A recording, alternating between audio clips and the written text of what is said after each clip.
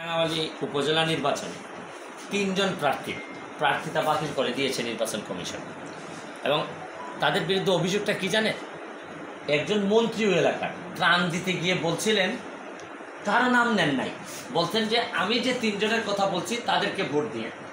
কোন ৩ জনের কথা? আদৌ আবার ওই মন্ত্রীকেও শোকজ করেছিলেন নির্বাচন কমিশন। ওই শোকজে কিন্তু দেখা গেল মন্ত্রীকে কিন্তু মাননীয় মন্ত্রীকে কিন্তু অব্যাহতি দেওয়া হয়েছে, কারণ উনি অ্যাডমিট করেন নাই। উনি সরি বলছেন যে না, এটা এই ভিডিওটা এডিট করা। তারপর দেখা গেল যার বক্তব্য তাকে অব্যাহতি দেওয়া হলো।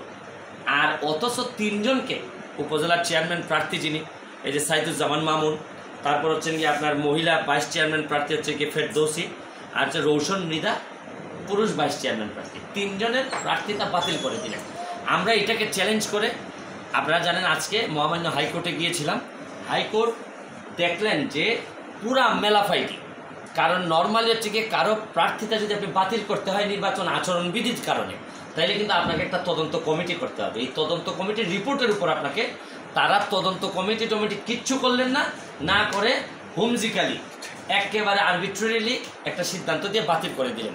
আজকে আমাদের কথা শুনে মাননীয় হাইকোর্ট বিভাগ স্টে দিয়েছেন, রুল দিয়েছেন এবং তাদেরকে নির্বাচনে অ্যালাউ করার জন্য নির্বাচন কমিশনকে দিয়েছে। কোন কোর্ট এটা দিয়েছে? এটা হচ্ছে কি আমাদের জাস্টিস অনারেবল জাস্টিস ফারাহ মাহবুব এর যে কোর্ট, 10 নম্বর কোর্ট, এই কোর্ট থেকে আমরা।